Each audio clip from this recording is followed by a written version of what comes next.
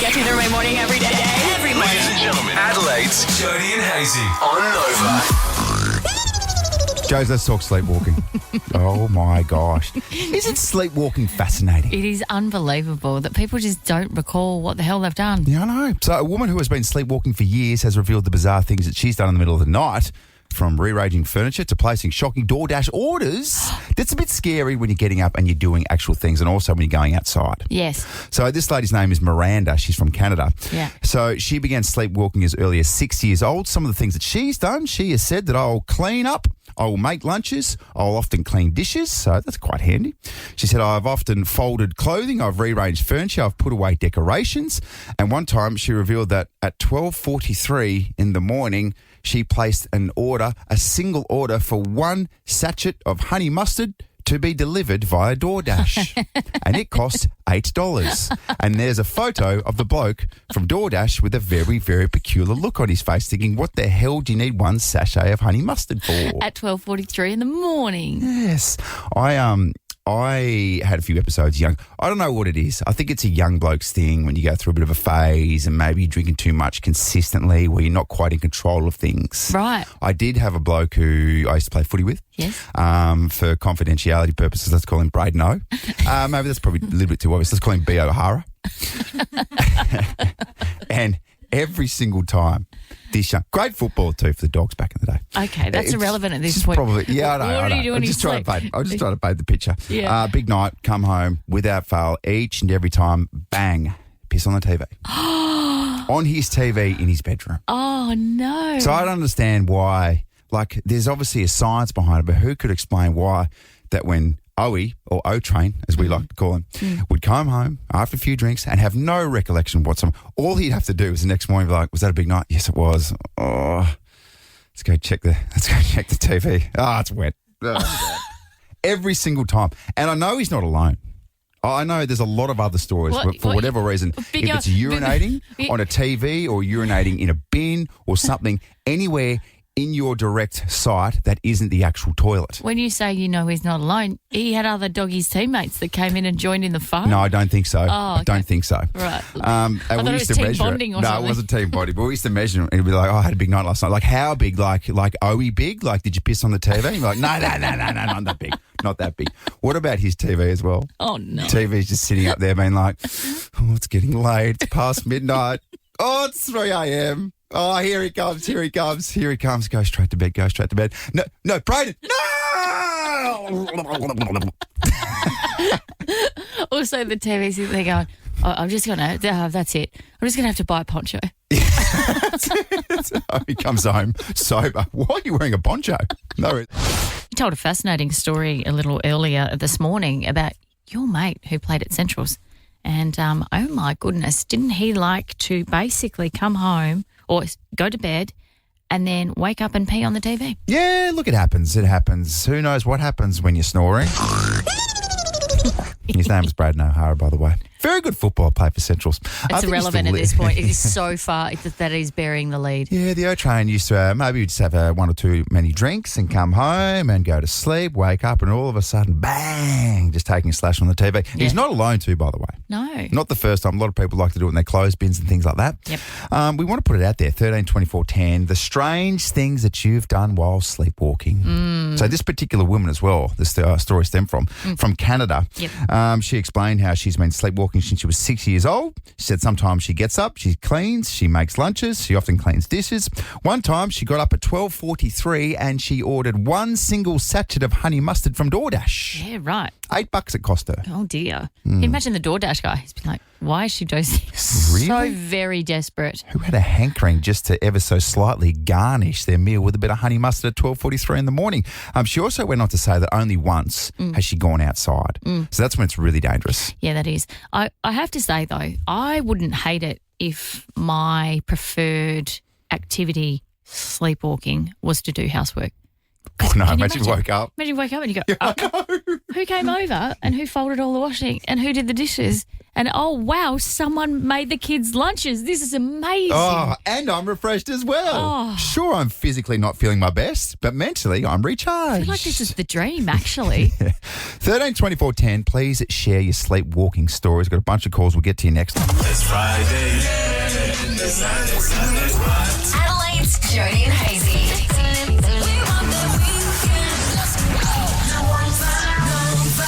I'll tell you this much before 8 o'clock, you're going to hear an Ed Sheeran song. If you want to get on standby list to see the great man performing in Sweden, well, listen out for his song that's going to play called 13 24 10. We're talking sleepwalkers, and in particular, the crazy stuff that you've done while sleepwalking. Had a mate, Jodes, who used to get up every single time after a few beers in the middle of the night and just urinate ever so delicately on his TV in his room. Was it wouldn't have been a plasma then, would it? It was a plasma, early days. Early plasma days. Yes, early plasma days. And you suggest as well that perhaps at some stage that particular plasma would start wearing a poncho. It did. Did Still it? wearing a poncho right now. Oh, that's You're like, good. why are you wearing a poncho? It's like, well, because I'm going to the showdown, but also because Braden's going to wee on me. Very well prepared plasma TV. Let's go to John from Davern Park. Good morning, John. What do you do in your sleep? Morning, guys. I'm not quite a sleepwalker. I'm a sleep rocker. My wife basically has described it like I'm possessed by something bad. Yeah. And I fold in the middle backwards and launch like a seal or something that's getting aggressive. And I headbutt the bed so hard that she's bouncing on the other side of it. And I'm not an overly big man. Right. So it's pretty concerning. Dude, that's so good. They're like, oh, I know he's having a fit. No. He's just cutting sick to this. He's just dreaming away. I know I'm enjoying the music that I'm hearing if, I wake up and I've got like carpet burn on my forehead from the pillowcase. Whoa. That is excellent. Sorry, did you say your wife? Yeah. Well, how does She she... sometimes tries to calm me down, like Does she'll she? put a hand on me back and try and, or wake me up or whatever, but it's pretty intense. Yeah. I'd love to be awake to see it one day. You got to get her to film Okay, you. please get her to film you when you're doing it the next time. Thanks so much, John. 13 24 10, we are taking your calls this morning. We've got a $150 Earth Clay voucher to give away for the best caller. Take us through your sleepwalking situation because it's a bit of a scary thing. Yeah, Like just it can waking be. up and like, well, what was I doing last night? I have no recollection whatsoever. I often wonder, what if you committed a crime? Yeah, I know. Or you could do what that woman that we've been talking about this morning did and just woke up and did all the housework. How good. That's perfect. That's mwah. What about for fitness as well? Mm. What if you could, in your sleep, like go for a run or get on the treadmill or do push-ups? Do all the crap that you don't want to do awake during the day. That's the dream, isn't it? Isn't it good? Let's go to Monica from Clarence Gardens. Good morning, Monica. Good morning, Jody and Hezzy. How are you? Thank you. Was it you that was sleepwalking? I loved a good sleepwalk. Apparently, as a 6-year-old, I was called the Houdini of sleepwalkers in my family. I believe I used to love getting up in the middle of the night, shaking and rattling all the chains of the front door. And my parents had like 4 bolts on the front door. I used to open them all up and sit there, wiggle the chain, and just stand there with the door wide open. Yeah. And my mum would come out and think, oh, my God, someone's robbing the house. Yeah, we've And got it an was intruder. it was intruder. And then I would follow it up the next night by escaping out the window. And quite often my mum would find me halfway outside the window of my bedroom. So Right. That's scary. I know. So, I had a fascination of just getting outside. yes, someone's trying to rob us. No, it's okay. It's our demonic little 6-year-old. Yeah. He's just rattling the chain. Whack her on a stage, though. Chuck her in one of those big water tanks and tie her up in one of those straitjackets and watch her get out. Oh, yeah. Clever girl. It's a great little She could do it in six-year-old her move. sleep, literally. Who, Danny, like? Let's go to Seacliff. Good morning to you, Cassie.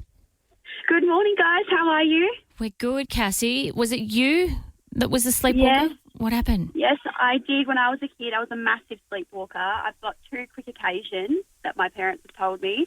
One night they woke up because I was stomping down the hallway. I stomped into their room and then I just stared at them. And then they actually told me to go back to bed and I yelled at them and said, what are you doing? Fair enough. And then stomped my way back into my room and went back to sleep properly. Fair. Yeah, and then the other occasion was my dad heard some noise and he came looking for me and found me in the lounge room watching Static on the TV. Oh, that is scary, by the way. Very scary. They thought I was possessed. Cassie, you demon. little lunatic. So this fascinates me. So when people, so you're sitting there watching TV with your eyes open, yes, but you're fast asleep. Yeah, fast asleep though. my Eyes like slightly open. Did you look at your parents, but then your head kept on turning, did like a full 360 and went back to watching TV? Oh, thank you, Cassie. Thanks so much for the call. Sleepwalking can be a very, very scary thing. We're sharing sleepwalking stories this morning. She seems dangerous. I mean, it could be used for good things. Yeah. I often wonder what could happen if you used it for bad things. Is it a way to get out of committing a crime? I'm not sure. I don't know. Does it stand up in court is the question. Good question. Okay, let's go to Teresa from Modbury Heights. Good morning, Teresa. Were you the sleepwalker? Yes, I was. Good morning, guys. How are you? Good. What happened? Well, I was in hospital and my dad picked me up. He was a truck driver and he dropped me back home and he came back to check on me about 2 hours later. And he said I was walking around the house like a real estate agent, showing imaginary people around the house and describing the features of the house. And bless my mum and dad, their house wasn't a very nice house, so I have no idea what I said. But my dad would just stand back in the doorway and just watch me do it. And then when I'd finished, I just went back to bed. That's nice. Yeah. Were you wearing sunglasses as well and a grey suit and some white And white loafers with a shoes. small little second-hand Lexus parked out the front as well, Teresa? I think I was, because my dad said the way I described the house, he would have bought it as well. You're a good real estate agent. Very As you good. can see, we have 1.7 metre ceilings in the kitchen. Gorgeous. A gorgeous entertainment room. Oh, the space. The space. Think of the possibilities. Renovator's dream. Amazing. Lauren from Victor. Good morning, Lauren. Were you the sleepwalker? Good morning. Yes, that was me. So I was very stressed right before my wedding Yes. and doing a lot of sleepwalking. Right. And I woke up one night in the corner of my bedroom with a lit lighter in my hand. Whoa. Yeah. Okay. I used to keep the lighter on my bedside table with my candle. Oh, I yes. don't do that anymore, but No, good. Yeah. I woke up and I had it lit in my hand. I'm like, what is going on? That is horrifying. isn't it? Oh, Lauren. So the wedding went okay? It was fine. Yeah. Excellent. A little bit stressed. Beautiful. Monica from Hawthorne Dean. Good morning, Monica. Good morning. Okay. Well, this is horrifying. What happened? Yeah, it was quite horrifying. So we were travelling as a family with all my 4 kids, and we'd arrived, and our first stop overseas, we were heading off to see family, so it was a long haul. Everyone was, of course, tired as you are from all that flying, and everyone went to bed. And then during the night, woke up to a lady standing next to our bed with our daughter and one of her kids. We didn't know, we just sort of random lady and a kid, and saying, "Is this your child?" So my daughter had left the hotel room, gone into the fire escape. I don't know how far away she'd gone because we were all asleep, and then woken up in the fire escape, petrified, of course, and then knocked on a door, and fortunately it was a lovely lady with her family. And we still don't even know how they managed to, out of all the doors of this random big hotel, she did find her way back to us. Yeah. And it was all wonderful, but even now, we don't think about the could have been. We just think, wow, that was an adventure and Lily is here safe. So from that, we learnt that Lily does sleep, I didn't want to say her name, but she does sleepwalk when she gets overtired, as well as, we know she does that from, when she's sick or whatever, but just added that to the list. So from then on, we had to barricade every door wherever we went. Wow. Just with suitcases piled up, and she would still try. It was terrifying. Even though it was hilarious, it was terrifying. What's that banging? Oh, it's just Lily trying to escape. All good, though. She's asleep. She's resting. Some people put their kids to bed and read them a story. You put your kid to bed and whack a handcuff on her to the side table. Night. Good night, darling. Sweet dreams. Oh, my gosh. Wow. There's a lot going on, isn't there? So much going on. I need to know. I need to know now. I need to know. I need to know. I need to know. What's in the news today? I need to know this. Here's what you need to know. What you need to know with Jody and Hazy. I'll tell you what's happening today, ladies and gentlemen. It's raining men. Hallelujah, it's raining men. Watch out for those men falling from the sky because they will hit you in the face. What a week to be single. been raining men pretty much all week and all next week. Yeah. If you can't land yourself a man that's fallen from the sky this week, there's something wrong with you. For goodness sake, just point your face to the sky and open up your mouth and one's just going to land. That's what you do. Rain, snow, men. They're coming, guys.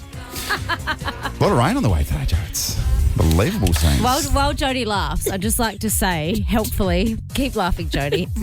We've had 5 mils already this morning. Right, okay. Till 5:30 in the CBD, 5 mils has fallen while you were all asleep. Yep. 15 to 30 mils expected today. Did you just say that, Lucy? And also 5 to 15 expected tomorrow for Showdown as well. So that's the kicker, isn't it? Is a little bit grim, isn't it? It's going to be a wet and windy and sloppy showdown, which, to be honest with you, is going to suit Port Adelaide supporters because it's going to slightly even up the contest just a little bit more. Yes. Okay, what else you need to know is that Hulk Hogan passed away. The iconic professional wrestler died aged 71. He suffered a heart attack in his Florida home this week. That's tough. He's iconic, even for those who aren't wrestling fans. We just might blow the whole planet up, you know. Everybody knows that Hulkamania is the strongest force in this universe. But when I hit that ring and I saw what the madness was all about, I realized there was a whole nother universe out there, a whole nother frontier, and the power of the madness just blew my 24-inch guns out. Only the Hulk could say that and get away with it. He was absolutely iconic as a kid. Can you remember? And I just remember all the boys running around with little Hulk Hogan figurines. Can you remember the figurines were a big thing? So very sad news. Also a very close friend of Donald Trump, has to be said. Okay. Is that good or bad? Not really sure. I don't know. US President DT said on social media the Hulkster was a great friend. Yeah. So there we go. There you go. That's what you're waking up to this morning. Still to come with Jody and Hazy on Adelaide's Nova 919. Should we jump into this show? It's the One Note Wonder. Yes, please. Now, you have declared that you think it's quite easy this morning. I think you're pretty good in this space, to be honest. Wow. Okay, ready to go? Here we go. Yeah. You think that's really easy? Yep, I do. Okay, I'm going to go one more time. I think that's It's pretty, distinctive. Is it? Yeah. All right. Do you think you know the One Note Wonder? Up for grabs this morning is a $100 voucher for Marcelina Adelaide. So, the OG of pizza. Order yours at marcelina.com.au or use your fave app. I'm going to play it one more time, if you don't mind, because I have no idea what it is. Righto. Have you got it? Little dumbo. 13, 24, 10. Let's play next. Joes, we've got a big old showdown happening on Saturday night. Showdown 58. We thought, why don't we speak to one of the absolute best to ever do it? 3-time premiership hero. Fitzroy, then Brisbane Bears, then Brisbane Lions. Now works for Fox Footy. It's Alistair Lynch. G'day, Lynchy. Ew. Good morning. How are you? Okay, you've gone to the top shelf this morning, Andrew Hayes, haven't Do you know what? The top part of the top shelf too, by the way. Like above the top shelf. Jeez. Not sure it's exactly the top shelf, but yeah, I'm not on the bottom. Let's go with that. Mate, can we talk about the showdown? And can we get your thoughts on the showdown from someone who views it from the outside? Obviously, it's the biggest thing. It's the biggest thing on the day. It's the biggest thing leading up to it as well. But from someone who was a footy great, who's seen it all and done it all, what's the showdown like in your eyes? Love it. I love everything about the showdown, especially Adelaide Oval, regardless whether it's a Port game or an Adelaide home game. Love the passion. Love the passion of, South Australians, like I grew up in Tassie. South Australia and Tassie is similar. We got passionate football supporters. Traditionally, you supported your local clubs and then had a team in the VFL, but you get your own team and you're right in behind them. And I just love the passion of the supporters that go in. And I'm expecting that it'll be an Adelaide win, but in these games, they seem to get the upsets. There's some characters in the games. There's always a bit in the lead up, and there's always a little bit at the end of it. So, one of the great derbies, well, probably the greatest AFL derby at the moment. I mean, we talk about the traditional ones. Carlton, Collingwood, from the VFL days, and historically, that's gone on for a long time. But there's history in this derby, and there's been some great games and great stories, and I think this is number one. Shout out to my fellow Taswegian, by the way. Oh, there you go. Were you Hobart or Lonnie? No, well, see, I'm Wynyard on the northwest coast. Really? Wynyard? Very underrated suburb of Wynyard. You can't laugh when you say that. All right, so what are we doing family trees? Because we can't talk for too long because we'll probably work out we're related, so that's an issue. Whereabouts you from? I'm from Hobart, so I grew up sort of Glenorchy way. Oh, righty. You grew up in Glenorchy and you're hanging it on Wynyard. My goodness. My dad was a TFL umpire as well, so I spent a lot of time at the North Hobart Oval, you know. Oh, fantastic. There you go. Oh, it's my cousin. It's my cousin Alistair. There we you go. go. We are related. That's nice. There's a massive chance. We've had these conversations before. You sit down with a teammate in the Tassie side or something like that and you work out, oh, my cousin's your cousin's. Yeah. Uncle. Yeah. It's get a bit confusing. And you're like, should we go on a date or what should we do? No, I'm just kidding, Nick. I'm just kidding. I shouldn't take on the Tasmanians like that. Alistair, so let's get back to the showdown, shall we, for just a second? But form means nothing going into these showdowns traditionally. Port in a bit of trouble, especially with injuries, taking on the Crows who are absolutely flying, literally. Are they any chance of an upset? Well, because of what you said, yeah, these sort of games do pop up upsets. You wouldn't expect so, but, you know, Kenny Hinkley's last showdown, he's been such a huge character in the game in South Australia and certainly for Port Adelaide. He's been at the helm when they've had some upsets, Port Adelaide over the Crows, so I think this is going to be a cracking game and yeah, I would expect, though, Adelaide, who are just looking really well-tuned in the run-up to the final, so I think they'd win comfortably. Alistair Lynch from Fox Footy, mate, we absolutely appreciate everything that you do. It was so fun watching you, and it's so fun listening to you now on Fox Footy, so thanks for your time. I'll see you at Christmas, Alistair. Yeah, absolutely. We'll see you around the table, and just so I keep in a job with Fox Footy, make sure you tune in on Fox Footy or KO for all these games across the weekend.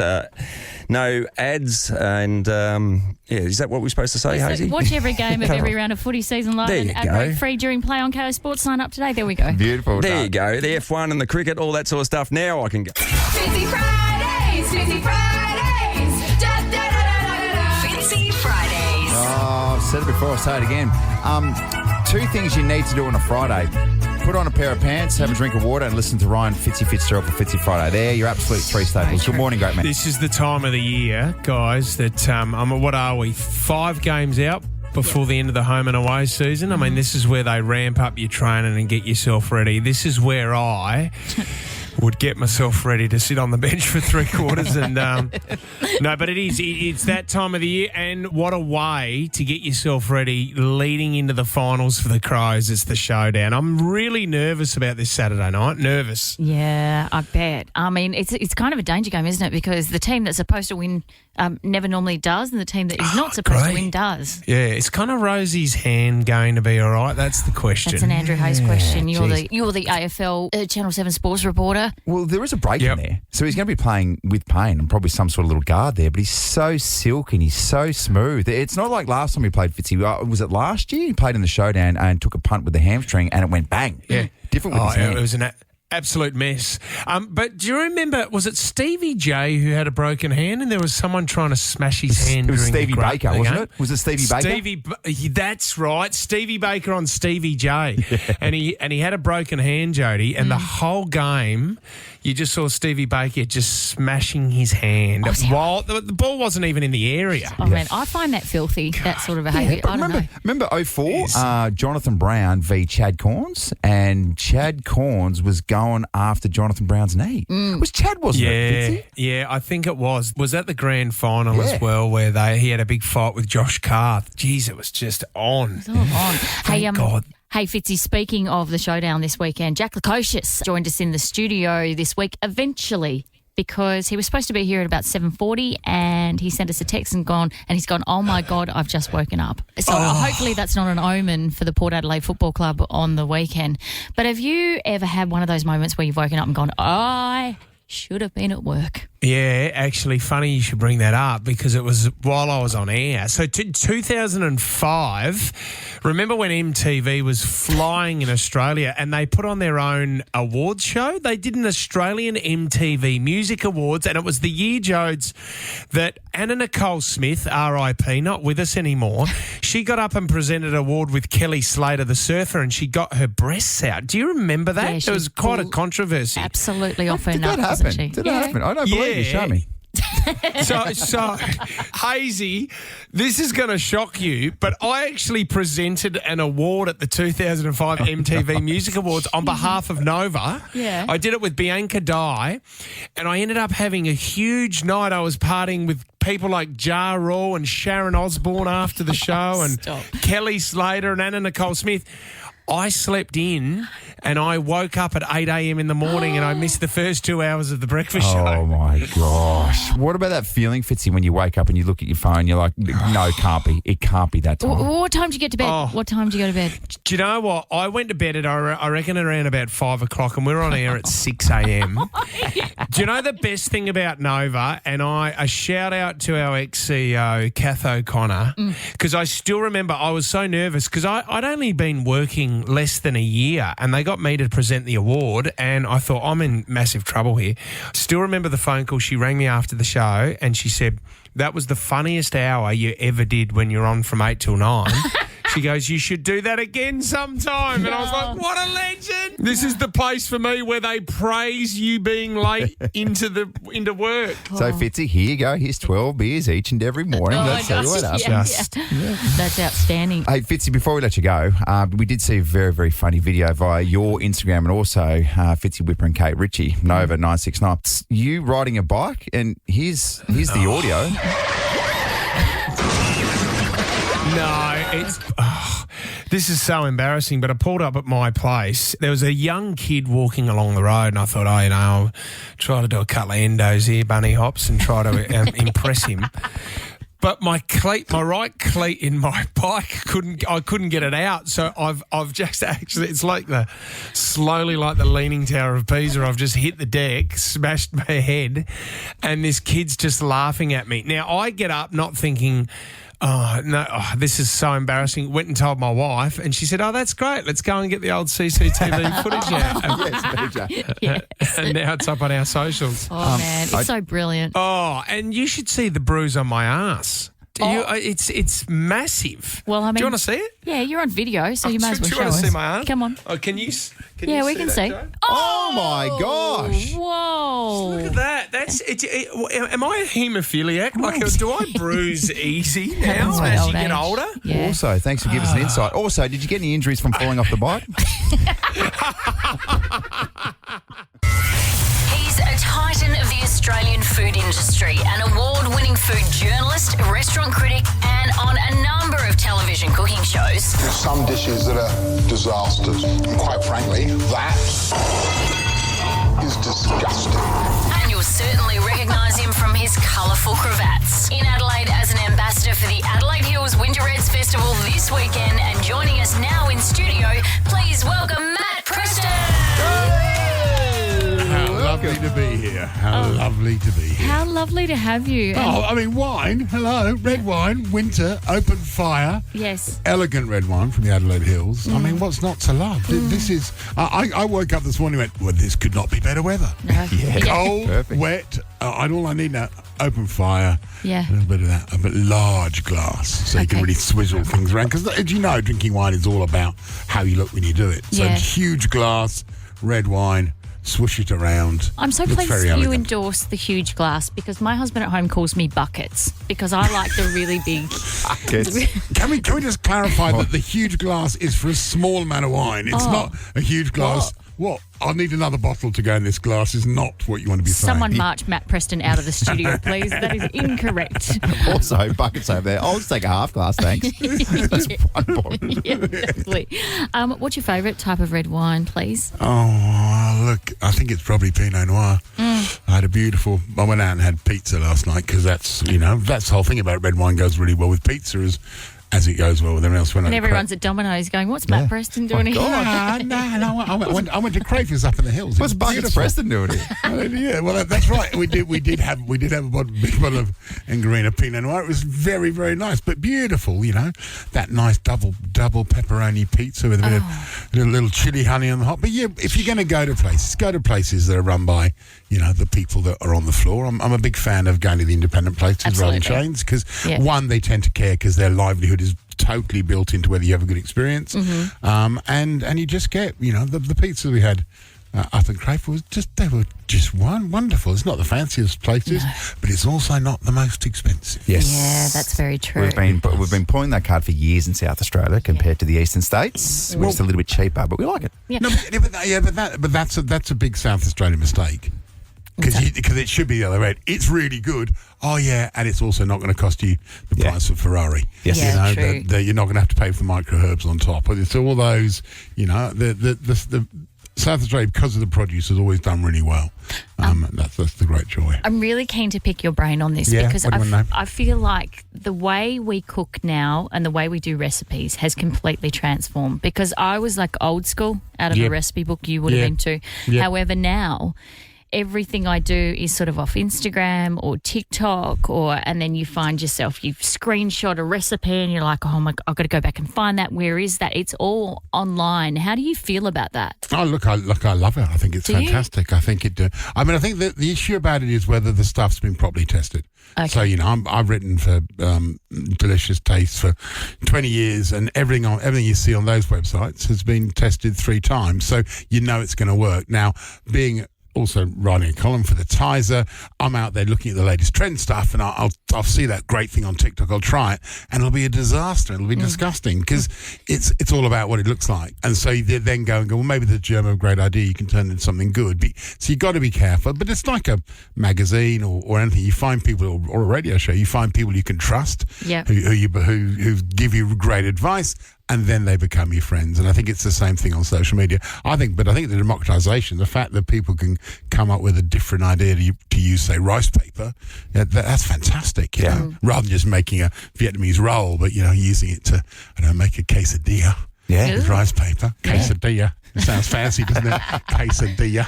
But the other interesting thing is the way ththings take off now. Like, we're seeing a shortage of cottage cheese because of all these cottage cheese recipes. Well, we have exactly that problem. I'm doing a Sunday lunch with Shannon up at Lot 100 as part of this Red Wine Festival, the Winter Red Wine Festival, and I've made a Dubai chocolate tart. So it's like a chocolate tart. It's got a thick seam of pistachio, tahini, and katiefi pastry. Do you want to decipher all that for us, Andrew Hayes? Something that's really yummy. Yeah, okay. It's really simple. You just take very finely shredded phyllo, toast it in butter so it's golden and crunchy, and then smash it with pistachios, a little bit of something sweetness like honey and tahini, and then you just mix it together into a paste and you put it at the bottom of your tart. It's very simple. Dubai chocolate's been a huge success everywhere. Yeah.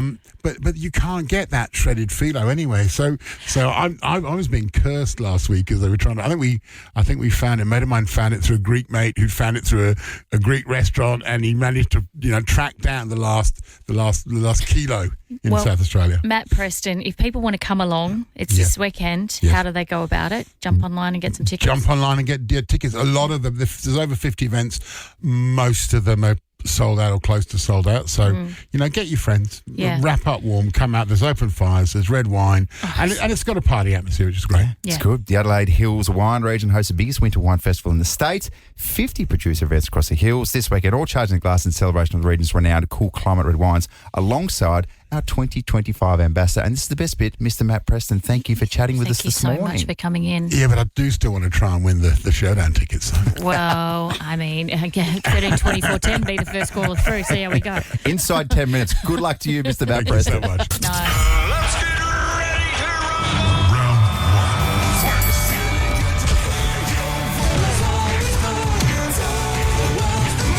Ladies and gentlemen, Battle of the Bangers. Oh, we love this. What a wholesome little competition that doesn't get too competitive at all. It's called a Battle of the Bangers. It's getting quite tight, actually. It's in my favour still, 11-9. This week was quite interesting. It was 2003. 2 songs. Jodes, you went with this. Walk away. Say bet. Dance with me. I want to rock your body. Piece of steak. Versus a bit of Counting Crows. Oh, okay. It's nice, isn't it? Big Yellow Taxi. I wasn't overly... a little more mellow. It's super mellow, isn't it? You couldn't go in 2 sort of different directions, could you? Nah. Big Yellow Taxi versus Rock Your Body. Yeah. Make a choice. Do you want to be up and about, or do you want to be a little bit flat? It's up to you. Yeah. Okay. All right, producer Lucy, the results are officially in. Which way are we going? And on top of that as well, because you're new in this space, we're going to give you a drum roll, and then you can give us the result. You ready to go? Crikey. Ready to go? Go on.